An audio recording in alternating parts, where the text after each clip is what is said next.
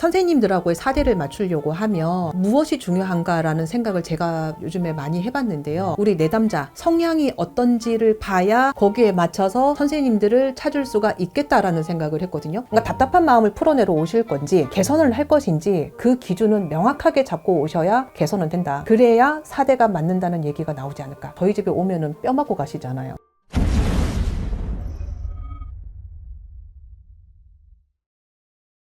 그 요즘에 카페 뭐 이런 게 많은 거 아세요?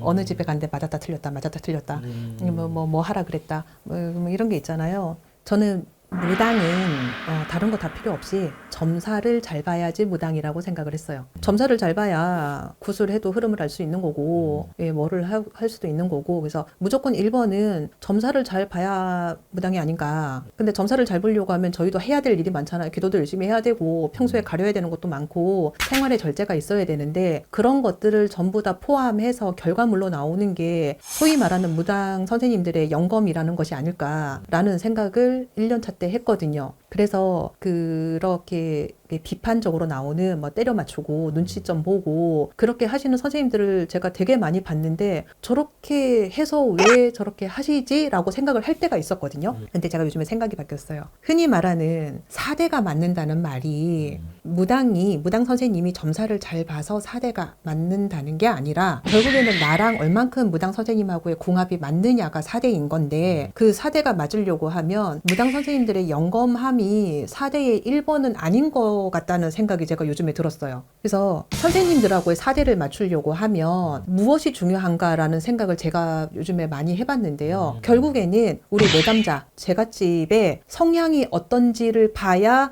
거기에 맞춰서 선생님들을 찾을 수가 있겠다라는 생각을 했거든요. 각기만신이고요. 각기 성격이고요. 대표님하고 저하고 이렇게 맨날 하던 얘기 중에 좀 잘 나오는 얘기가 그거잖아요. 선생님은 F예요, T예요. 뭐 이런 얘기 하잖아요. 점집마다 선생님들마다 선관들의 성격에 따라 빠른 해결을 하시려고 하시는 분들이 있고 시간의 흐름에 따라서 천천히 흐름을 따라가시는 분들이 있어요. 근데 만약에 내 성격이 제갓집인 내 성격이 나는 됐고 빨리 가는 게 좋아. 빨리 가는 게 좋은데 느리게 가는 집을 찾아왔어요. 그러면 방법의 해결이 안 맞는 거죠. 포인트가 안 맞는 거잖아. 안 맞죠. 그러면 이 사람은 어떻게 되겠어요? 나랑 안 맞는 집인 거예요. 반대로 나는 빨리 가는 것보다는 천천히 나는 그 정도에 막 돈 들여서 이런 거 말고 천천히 갔으면 좋겠어. 그러면 빨리 가는 집을 갔을 때에는 아무래도 빠른 방법을 찾으려고 하다 보니까 금전적인 생각이나 그런 비용들이 들겠죠. 나 돈 안 들일 거야. 막 이렇게 꼭 있는 그런 거 말고요. 빠른 시간의 흐름, 빠른 해결책을 찾는 집을 갈 것인가? 내 성격이 느리더라도 천천히 흐름에 맞게 상황에 맞게 이렇게 갈 것인가? 이렇게 구분을 하시는 게 첫 번째. 두 번째는 수다 떨고 대화하고 막 커피 한 잔 마시고 막 같이 막 밥 비벼 먹으면서 막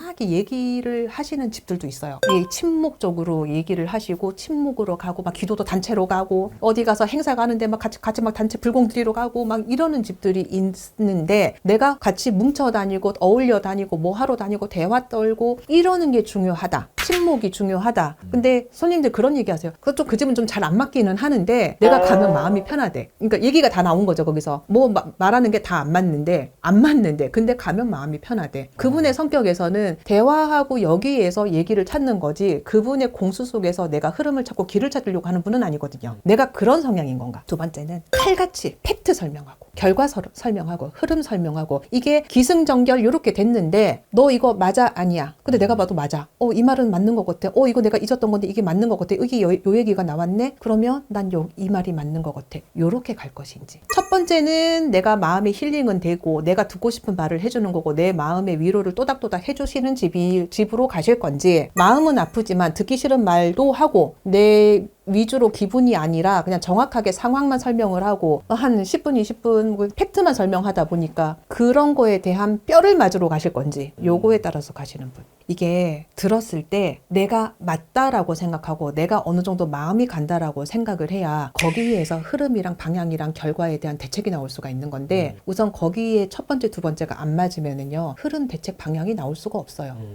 그러면 두리뭉실하게 나오겠죠. 결과가 두리뭉실한데 어떻게 속이 시원할 수가 있겠어요? 저는 이게 뼈를 맞는 칼 같은 공수도 중요하지만 어떻게 보면 힐링을 해주는 역할도 중요한 건데 각기 성격이 있다 보니까 내가 어떤 집을 찾아갈 것인지는 느낌이 오지 않을까요? 그래서 제가 내담자님들을 찾을 때 듣고 싶은 말을 듣고 힐링을 하러 갈 것인 건지, 내가 정말 문제점을 찾고 개선을 하고 노력을 할 생각인 건지, 그러니까 답답한 마음을 풀어내러 오실 건지, 개선을 할 것인지, 그 개선이 물론 굿이나 치성 같은 돈 들이는 행위는 아닙니다. 근데 그 기준은 명확하게 잡고 오셔야 개선은 된다. 그래야 4대가 맞는다는 얘기가 나오지 않을까. 4대를 논하기 전에 내 성향이 뭔지를 알아야 된다. 내 성향에 맞춰서 알아야. 풀어가는 방법을 찾아야 되는 건데, 우리가 손님에 맞춰서 이 손님에 따라서 이렇게 맞춰주고 저 손님에 맞춰주고 이렇게 할 수는 있어요. 근데 그렇게 하려고 하면 저 같은 경우는 제가 요거 붙잖아요. 극티와 함께 하는.